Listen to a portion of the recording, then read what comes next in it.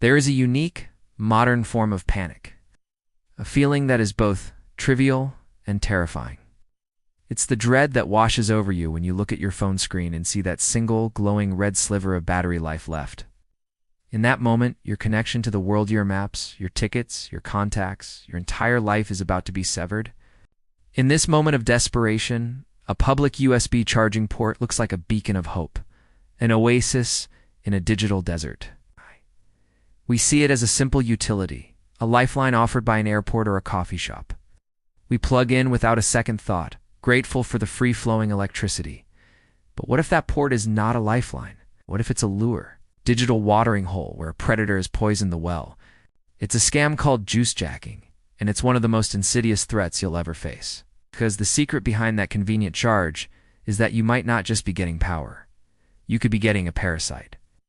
A silent piece of malware that will burrow into your device, steal your world, and leave you with nothing. This is the story of the Devil's Port. David Chen was a man who lived on a deadline. At 38, he was a senior sales executive for a cloud computing firm. And his life was a blur of airports, rental cars, and high-stakes client presentations. His phone was his office, his lifeline, and his command center. It held everything.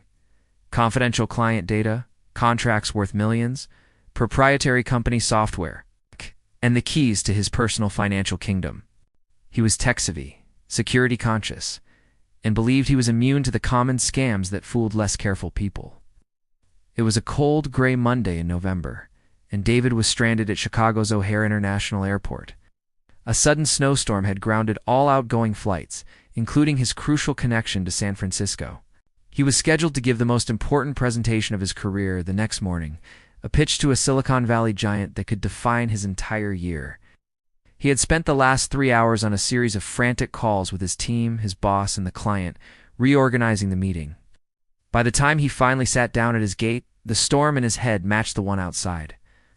He glanced at his phone.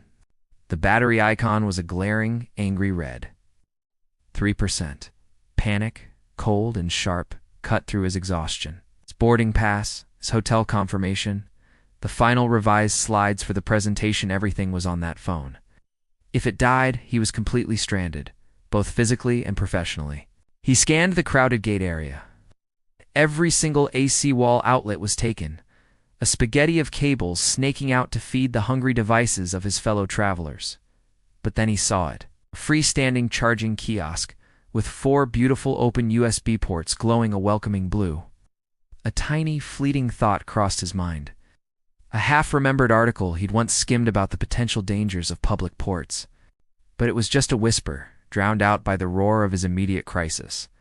The presentation, the client, the 3% battery. This is the moment the trap works. It doesn't rely on ignorance. It relies on desperation. In a moment of stress, our cognitive priorities shift. Long-term security becomes less important than solving the immediate pressing problem. David walked over, pulled out his standard Apple charging cable, and plugged his phone into the glowing blue port. The screen lit up. The charging icon appeared. He felt a wave of profound relief. He leaned back in his chair, closed his eyes for a moment, and let the electricity flow.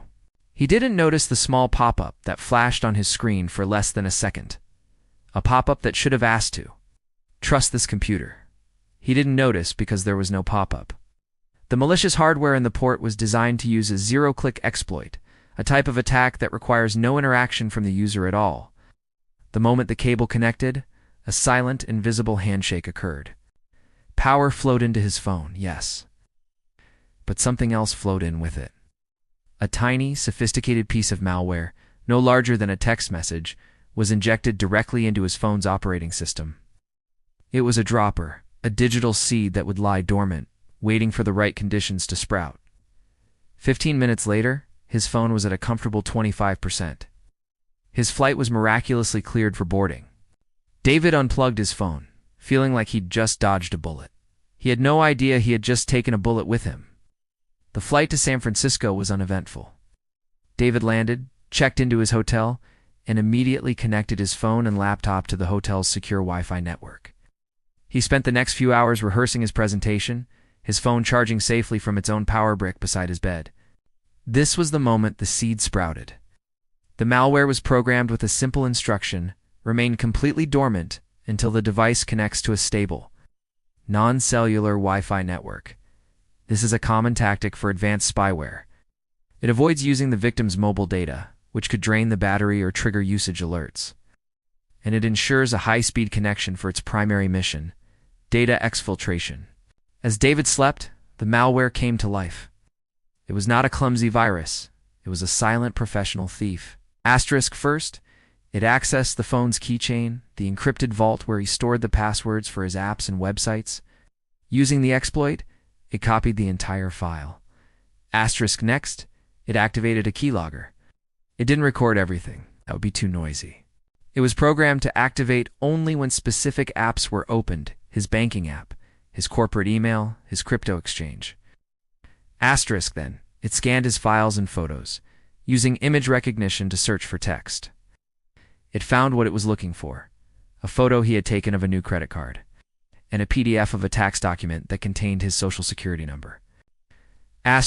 Finally, it bundled all of this stolen data, passwords, financial information, personal identifiers into a small encrypted package and uploaded it to an anonymous server, erasing its own tracks as it went.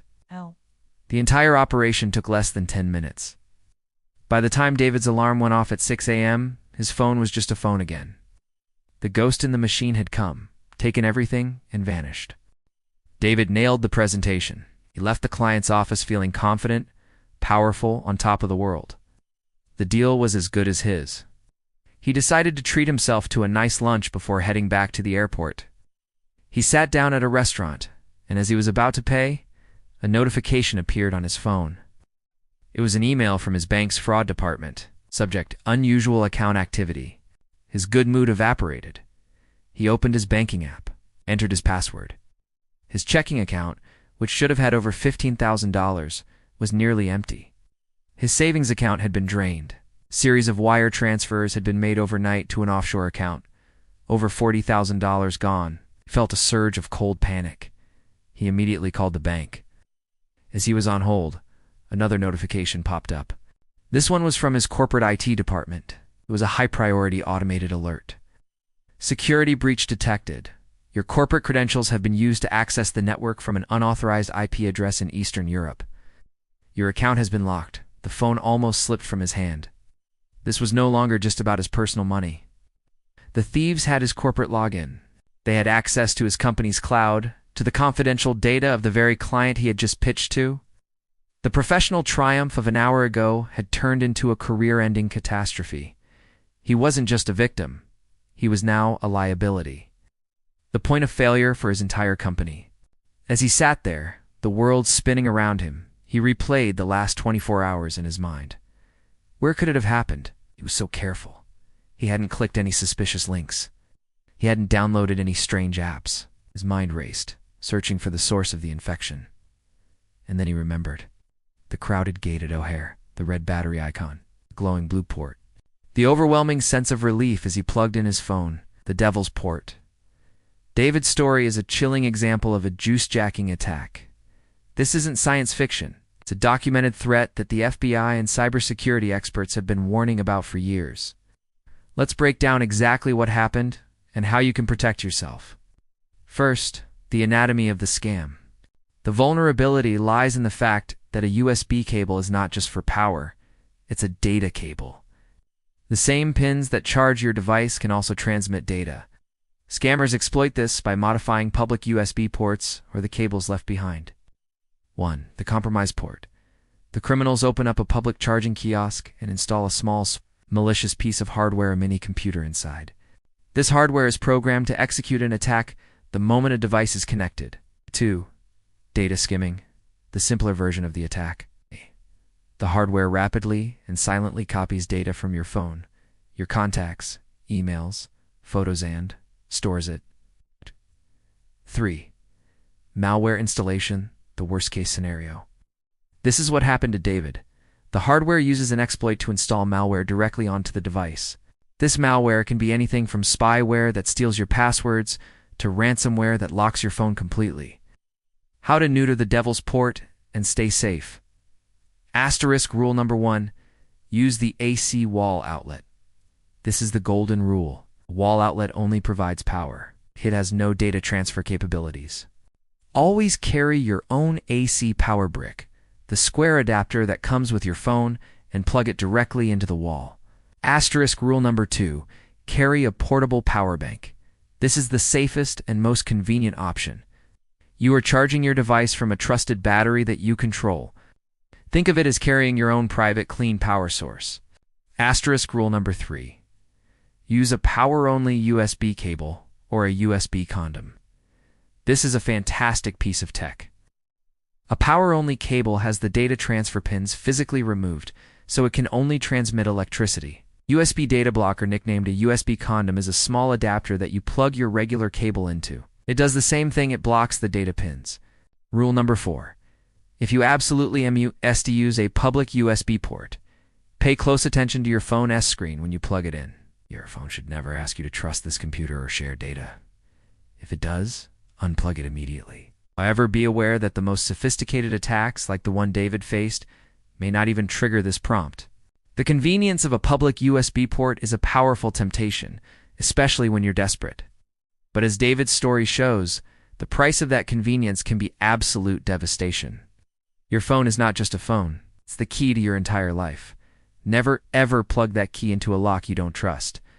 Thank you for listening to True Scam Stories. Don't forget to like and subscribe.